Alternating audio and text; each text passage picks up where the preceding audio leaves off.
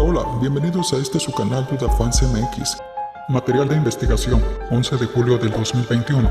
Saludos y agradecimientos a nuestros suscriptores. Sin más preámbulos, iniciamos. Duda Fans MX presenta.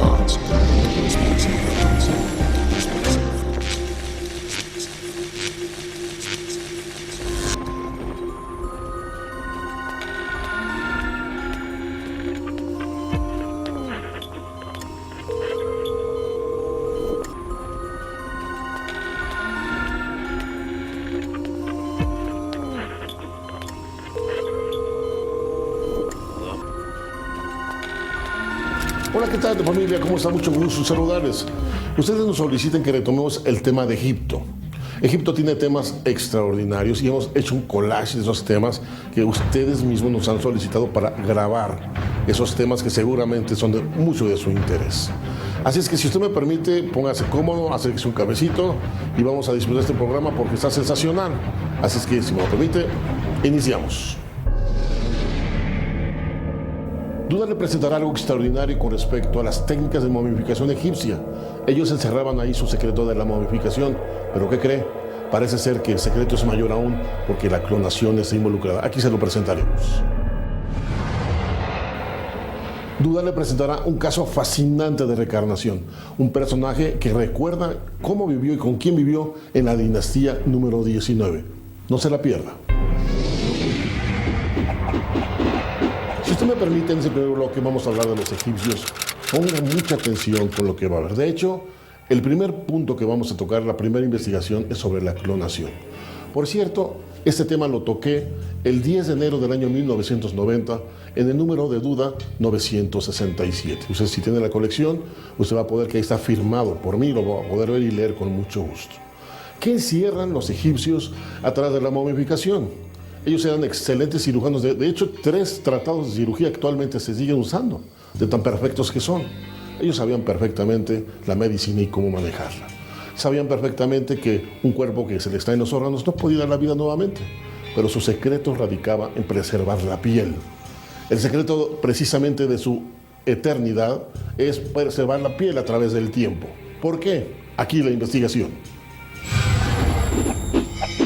Desde tiempos remotos que se pierden en la noche de los tiempos, la muerte ha ejercido una poderosa fascinación sobre el hombre, orillándolo sobre todo a soñar con vencerla. En aras de la inmortalidad se han creado un sinnúmero de sectas, doctrinas y fantasías.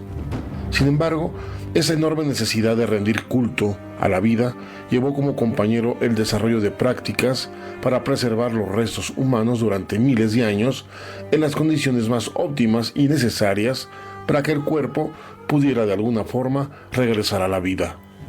¿Pero será posible esto? ¿Regresar a la vida un cuerpo humano después de haber muerto? Los pueblos antiguos intuían que el secreto de la inmortalidad se escondía asombrosamente en el cuerpo mismo.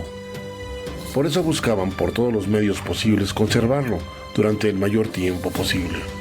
A través del tiempo y del avance de las ciencias biológicas, eso nos ha parecido imposible e insensato. Pero por más que así nos parezca, nuestros antepasados esperaban realmente que sus muertos volvieran a la vida. Ante lo que estamos viendo, déjame decirle que efectivamente la ciencia hoy ha dado un giro de 180 grados gracias a las leyes de Mendel. Pero también se descubrió en tiempos recientes que la célula es susceptible a dar un giro magistral. Eso es crearse a sí misma, fíjese usted, dividirse y crear una réplica idéntica de ella. Esto ha dado pauta a nuevas técnicas que curiosamente se apegan mucho a la momificación, al secreto de la momificación. Vea usted, continuamos con la investigación. Y es que todo esto es posible partiendo primero de tomar en cuenta los trabajos que realizó Gregor Mendel, padre de la genética, por allá del año de 1857.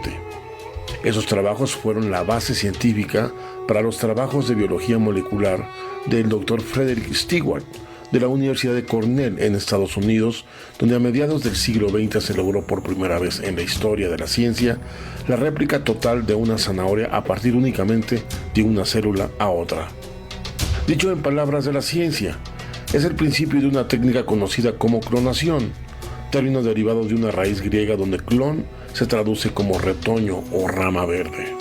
Así, como se ha demostrado hoy, es posible replicar una célula exactamente igual a ella desde ella misma. Cabe hacerse esta pregunta: ¿la hazaña egipcia de preservar solo los tejidos de la momia no tendrían como fin que algún día a partir de alguna de ellas podríamos crear el nacimiento de un individuo exactamente igual al de la misma momia donadora?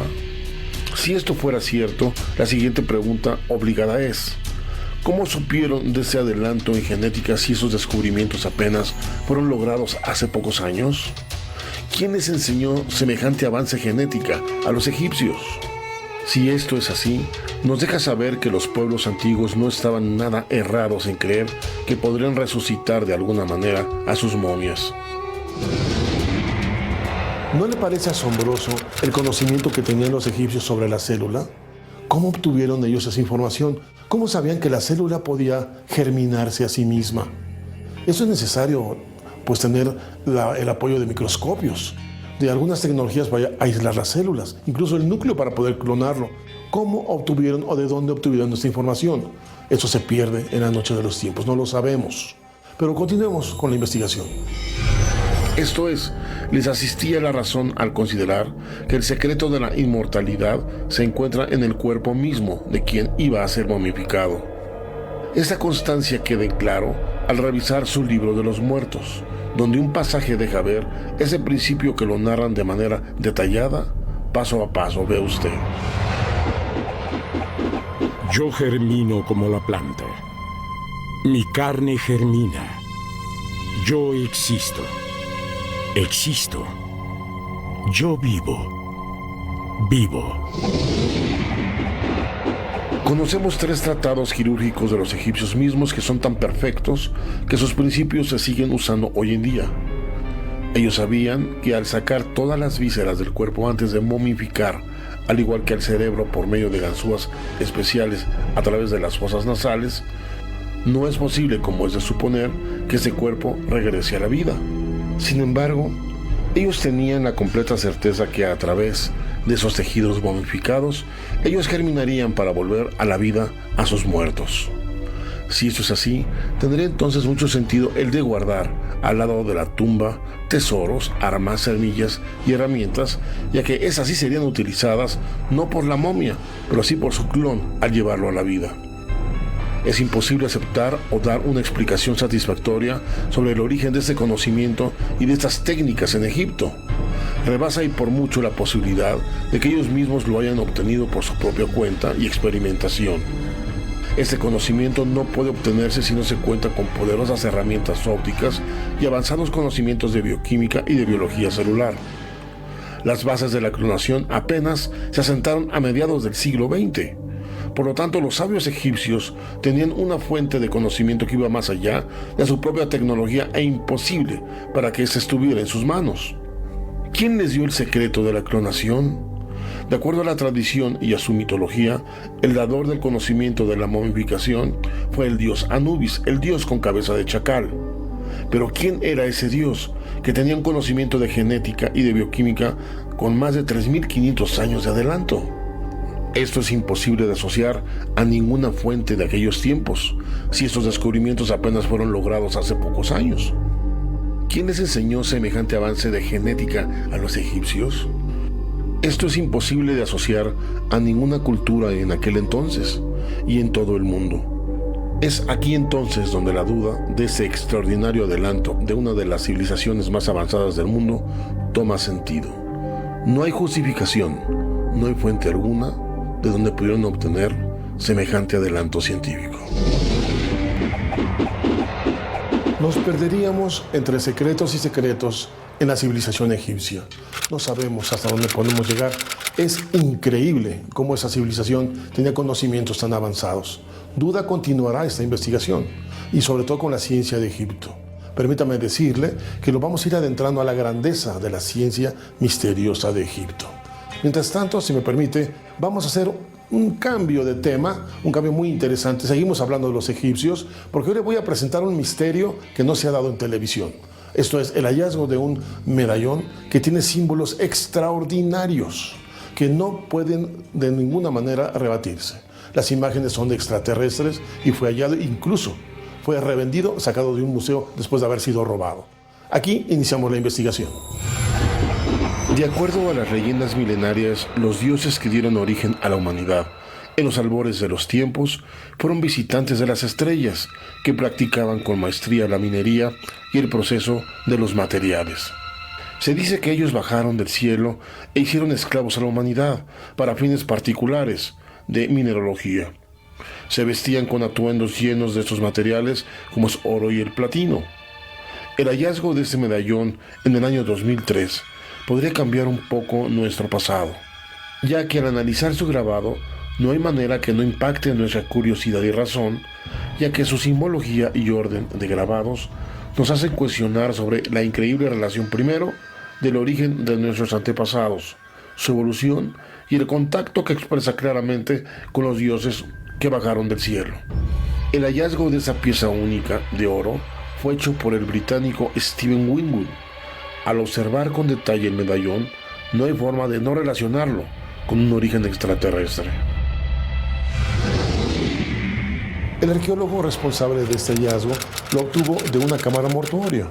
De hecho, estaba dentro de una caja de piedra de granito negro perfectamente sellada. Él sustrajo el medallón y quiso venderlo. Cuando lo intentó, fue sorprendido por las autoridades de Egipto y fue arrestado y actualmente está tras las rejas. El medallón se mandó al museo en ese momento y se metió en un área que se llama Área Prohibida de Arqueología. ¿De qué se trata esta área?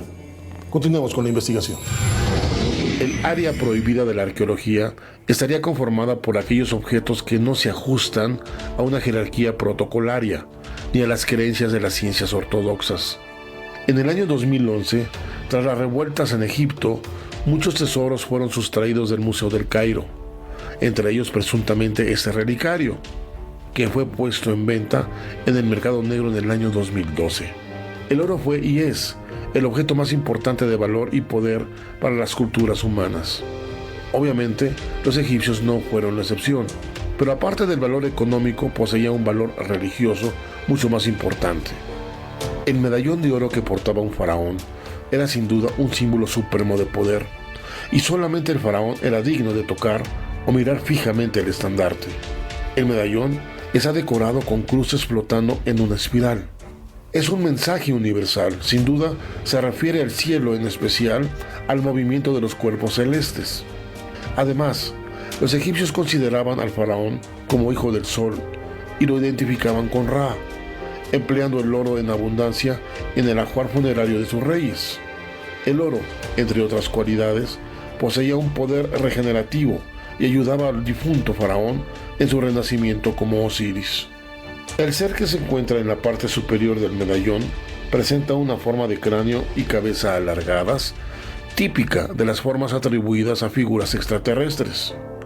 De su cráneo se emana una especie de rayos o sol.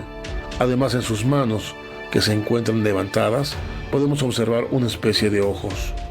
Debajo de la imagen anterior podemos contemplar algo muy parecido a un platillo volador. También algunos escritores asocian esta imagen a la forma de una galaxia. El círculo central, podemos observar un sol con una especie de espiral en su interior y la imagen de dos faraones. Pero si prestamos atención en la parte izquierda de la circunferencia, se observa una especie de serpiente roscada. Para muchos investigadores, el sol representado por los egipcios no corresponde a nuestro sol, sino a lo que llaman el sol alado, que correspondería al sol de donde provienen los dioses, de Nibiru. En la parte inferior, a la derecha e izquierda, aparecen dos ángeles alados, que recuerdan por su forma al Arca de la Alianza, ¿no lo cree? Junto a los lados de los ángeles alados están representados Isis y el dios Horus. También podemos observar una mujer amamantando un bebé. El medallón, sin duda alguna, nos está mostrando un hecho o una secuencia de hechos ocurridos en la antigüedad. Es muy probable que ese objeto nos esté indicando que realmente nos hemos perdido una secuencia importante de nuestra historia, y hoy por hoy no podemos o no queremos aceptar que esos hallazgos no son producto de la imaginación, sino de sucesos reales, los cuales nos rehusamos a aceptar. De acuerdo al trazado de antigüedad hecho con el carbono 14, revela que este medallón fue hecho hace unos 11.500 años antes de Cristo. También los especialistas que analizaron esta pieza determinaron en las orillas de la cúpula hay 8 símbolos que no concuerdan con ninguna cultura conocida, ni en antaño ni en los días de hoy. El arqueólogo Wingo asociaba este medallón con un origen atlante. En su tiempo, el gran filósofo Platón asociaba a esa civilización con una antigüedad de 11.000 años atrás, cosa que encaja con su cronología, ya que por esas fechas 11.000 años antes de Cristo, se supone la Atlántida sucumbe ante un cataclismo continental por esas fechas. Es muy probable que ese sea el motivo de haber sido guardado herméticamente dentro de una caja hecha a base de granito negro. Este medallón representa hoy por hoy un enorme enigma en la historia de Egipto. No sabemos su origen. La única referencia que nos da el medallón, sus símbolos, nos da referencia solo de 2 cosas: de naves extraterrestres y de rostros alienígenas. En las entrañas de la tierra encontrarás los símbolos del ayer. Ellos unirán el pasado con el presente y harán de la historia de la humanidad la más bella prosa de la vida en tu mundo. ¿No le ha parecido extraordinario estas imágenes? Realmente cuando yo las estudié me tenían fascinado. ¿Qué podemos decir? No podemos negar la relación de este medallón con imágenes extraterrestres. El asunto es que la antigüedad del medallón, como usted vio, tiene más de 11.000 años. Esto es 11.000 años antes de Cristo. Estamos hablando entonces de 13.000 años atrás. Esto es increíble. Sin embargo, eso también nos revela que un solo objeto puede ser el eslabón de 2 eras. El gran pasado, que ya se perdió, con el presente. También el enlace que puede haber con aquellos que fueron nuestros padres en las estrellas y que ahora podemos ver con esperanza, que podemos vernos como hermanos y abrazarnos con ellos también con las estrellas. De hecho, casi no hay evidencias en la historia de Egipto de algún contacto extraterrestre. Sin embargo, hay un papiro que fue recolectado por el Museo del Vaticano, el Museo Egipcio del Vaticano, precisamente por el señor Tully. Este papiro lleva su nombre, el papiro de Tully, y en él narra con precisión los escribas precisamente de la Casa de la Vida, los escribas del faraón Tutmosis III en el año 1470 a.C., la presencia de algo extraordinario que se posó arriba de las pirámides y francamente hizo mover a los ejércitos por parte del faraón, ya que ellos temían una invasión. Vea usted qué impresionante. Estos discos ardientes eran más luminosos que el mismo sol. ¿Qué eran entonces? ¿Naves? ¿O cómo lo podría usted interpretar? También ellos dicen que el diámetro de estos discos oscilaba de 46 metros, ya convertido sus medidas a la actualidad, incluso hasta más grandes. Con el tiempo poblaron casi el cielo hasta el horizonte, para después simple y sencillamente ascender y perderse en la lejanía de las estrellas. ¿Qué eran estos discos? ¿Por qué llegaron? ¿Por qué se posicionaron arriba de las pirámides? ¿Acaso eran una civilización que pasó de repente sobre su mundo, vio que había una civilización, bajaron prácticamente a observarnos y después de un tiempo se alejaron?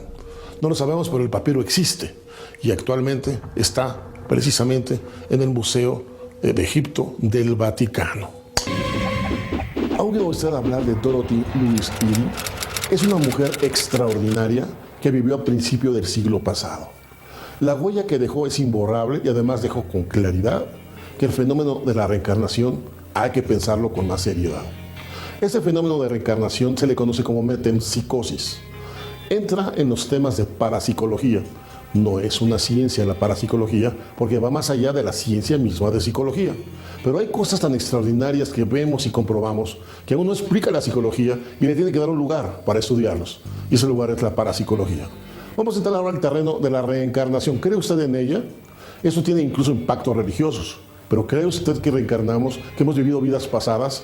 Déjeme mostrarle con este caso, nos va a dejar pensando esta experiencia de esta mujer, porque la huella que dejó es prácticamente incuestionable de que ella recordaba una vida pasada. Iniciamos. Un caso de reencarnación comprobada se dio en la persona de Dorothy Lewis Eddy, Permítame decirle que ese caso es realmente extraordinario. Esta mujer, por su capacidad de recordar su vida pasada, sabía que la ciudad de Abidos era realmente su casa de antaño. Fue tal su recuerdo viviente de la época que ella misma se volvió una arqueóloga egiptóloga profesional y aportó como nunca nadie antes lo ha hecho información de lo acontecido en la dinastía número 19 faraónica, tiempos de Ramsés I. Dorothy nació el 16 de enero del año 1904 en Blackheath, Inglaterra. Cuando ella apenas tenía 3 años de edad, sufrió una grave caída por las escaleras de su casa, golpeándose la cabeza repetidas veces. Al ser atendida, se comprobó que ella había muerto como consecuencia de los golpes. El médico quien atendió a la niña en su casa y que la declaró muerta, a la hora después de su dictamen, fue a la recámara de ella para tomar decisiones para retirarla de su casa. Al entrar a su cuarto, todos quedaron anonadados, ya que la niña estaba sobre su cama jugando como si nada hubiera pasado. El accidente que vive Príncipe Dorothy a los 3 años es muy peculiar cuando usted ya conoce la historia completa. Y es que fíjese usted, a los 3 años tiene un accidente, cae por las escaleras e incluso muere. Es declarada muerta, pero inexplicablemente revive, sin ninguna explicación. Pero cuando ella recuerda las vidas pasadas, curiosamente ella a la misma edad, a los 3 años, perdió a su madre. Su madre murió cuando ella tenía esa edad y es cuando ella se incorporó precisamente al templo de Abidos. Y ella se convirtió en una sacerdotisa muy importante en el templo y es esto lo que influye en la historia y sobre todo en el desarrollo que hace actualmente en la arqueología de Egipto. Vea usted. Tiempo después de este incidente, la niña empezó a mostrar vínculos de parentesco con lugares y personajes del antiguo Egipto. Un tiempo después asistió con su familia al Museo Británico de Londres. Al ver un cuadro de la imagen de Seti I, segundo faraón de la dinastía 19, ella se postró con un profundo respeto a los pies de la deidad egipcia, argumentando: "Esta es mi gente y este es mi hogar", dejando con la boca abierta a sus familiares que la acompañaban y a los que estaban cerca del lugar. A partir de ahí, ella vivió el recuerdo vivo de su pasado milenario que perduró todo el resto de su vida. De hecho, definió su vida a partir de ese momento. Hoy la ciencia, con esfuerzo y con muchas reservas, ha aceptado la posibilidad de Dorothy de tener experiencias metempsicosas, esto es, el recuerdo de una vida pasada y la experiencia de su actual reencarnación. Ella sabía detalles imposibles del templo que exhibía el museo. Habló de ellos con una precisión tal que nadie en su época podía dar explicación del origen de la cuantía de detalles del templo, de sus jardines, de sus columnas, que no estaban representados en el lugar correcto. Era fascinante escucharla, increíble verla dar detalles y explicaciones nunca antes reveladas sobre las ceremonias faraónicas y detalles de sus frases y oraciones que murmuraban sus sacerdotes. Simple y sencillamente era extraordinario escucharla. Al terminar esa visita al museo, tomó la decisión de estudiar los jeroglíficos de esa ancestral cultura. Uno de sus maestros fue el famoso arqueólogo Ernest Wells Bath. Después de 10 años de iniciados sus estudios, Dorothy empezó a recibir por las noches mensajes por medio de la escritura automática. Nada tendría de peculiar, pero los mensajes se recibían en una escritura faraónica propia del tiempo de la dinastía. Cuando Dorothy empezó a recibir información a través de escritura automática, le empezaron a revelar prácticamente la historia de su pasado lejano en Egipto. Lo interesante es que ella recibía la información de una entidad que ella reconoce como un nombre, aquí lo presentamos, pero la información llega en el lenguaje antiguo faraónico, que es muy poco conocido y de hecho, ella da a conocer símbolos y también da a conocer palabras egipcias que en su tiempo no se conocían. Gracias a este contacto, ella le revela al mundo nueva información y trae el pasado al presente para cultivarnos. Vea usted. Algo increíble. A partir de estas recepciones, Dorothy empezó a recibir información precisa y única por parte de su instructor psíquico llamado Orc-Ra. La información recibida permitió hacer un libro de 70 páginas. También, en esas páginas, Orc-Ra detalló pasajes especiales de Dorothy en su vida anterior en Egipto. En ese momento, se abrió el libro del pasado de la vida de Dorothy y con ello los más grandes secretos. Dorothy empezó a recibir información detallada de cuando vivió en aquella época. Esto la llevó a abandonar la religión cristiana y trasladó su religión a la politeísta del antiguo Egipto. Ella descubrió que en otra vida era una joven llamada Benstrishib y que vivió desde sus 3 años de edad en el templo de Abidos. Dejada por su padre después de que su madre, una modesta vendedora de frutas, murió. Ella se convirtió en la sacerdotisa del templo del dios viviente Seti I, quien perdidamente enamorada tuvo un hijo con él. Lamentablemente, este hecho no tendría un fin feliz, ya que el sacerdote líder del templo le comentó que este hecho era una grave ofensa a la diosa Isis y que esto le causaría graves problemas al mismo faraón, lo que la llevó a acabar con su vida. En su vida actual, ella se casó con un egipcio que conoció en Londres. De ese matrimonio nació un hijo a quien llamó Seti, en honor a su amado del pasado. Por esa razón, ella fue llamada y conocida el resto de su vida como Seti, que significa mamá de Seti. En una de sus visitas al templo de Abidos, el jefe inspector del departamento de antigüedades quiso poner a prueba las visiones de esta mujer, lo que la puso enfrente de un muro con pinturas y así, a ciegas, intentara identificar, de acuerdo a lo que recordara de su vida pasada, cada una de ellas. Para sorpresa del experto, ella identificó todas las imágenes con cero absoluto de error. ¿Se imagina? A medida que crecía su reputación en el mundo de la arqueología egipcia, renombrados investigadores a nivel mundial le solicitaban su ayuda para profundizar en sus investigaciones. Sin duda, de ella dependió en levantar todas y cada una de las partes regadas del templo de Abidos y lo reconstruyó piedra a piedra de acuerdo al recuerdo de su vida anterior. La perfección de su dirección le dejó al mundo lo que conocemos como el templo de Seti I, en Abidos. De hecho, indicó el lugar exacto donde había y debería de estar un jardín donde ella misma conoció a Seti I en el pasado. Cada una de sus muchas excavaciones no hicieron más que confirmar la veracidad de sus visiones y de sus recuerdos del pasado. Los más grandes destacados egiptólogos de su tiempo no tenían duda alguna de reconocer que Seti tenía un conocimiento sin precedente de todo lo cotidiano que ocurrió en Egipto en la dinastía 19. Según Seti, la tumba de la reina Nefertiti se ubica en el Valle de los Reyes. Y así como todo esto, determinó el lugar exacto de túneles privados de los faraones. Pasadizos secretos, incluso a más de 5 metros de profundidad, fueron buscados y efectivamente se hallaron. Era imposible saber la ubicación de estos pasadizos sin antes se supiera de ellos desde antaño. Dio a conocer la existencia de una piscina en el templo de la diosa Nefertiti. Toda persona que entrara a esta piscina era llevada a la salud vital. En el proceso de reedificación de Abidos y del templo mismo, precisamente Dorothy, o también bien conocida como Seti, bueno, pues ella describió que existía un jardín donde había una fuente de lirios. Esta fuente de lirios era considerada sagrada porque rejuvenecía a la gente, le daba salud. Ella, ya a su edad, usaba lentes de aumento grueso, ya que padecía de la vista. Y ella demostró al meterse en la fuente de lirios que al estar ahí un tiempo y al salir, salió perfectamente curada y nunca más volvió a usar los lentes. ¿No le parece eso fantástico? Sabiduría milenaria que trajo a su tiempo y lo demostró. ¿No es eso prueba de que recordaba perfectamente lo que hoy en día ni siquiera se sueña? Continuemos con la historia. Es obvio que ninguna persona puede tener semejante detalle tan preciso de cosas o eventos que no tienen en la historia actual información. Dorothy, o más bien Seti, es un caso excepcional en el mundo de la metempsicosis o reencarnación, ya que los detalles de sus recuerdos no tienen precedente. No dejan duda alguna en lo absoluto.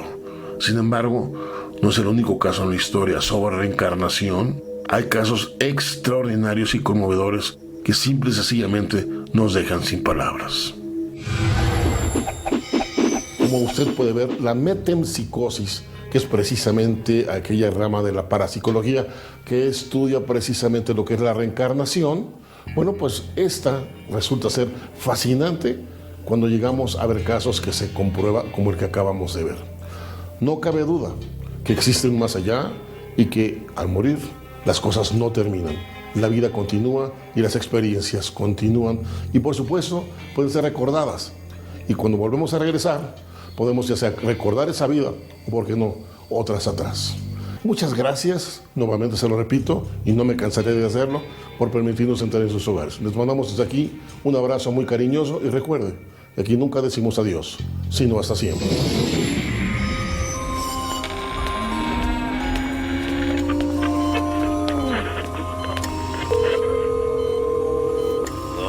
Duda Fans MX presentó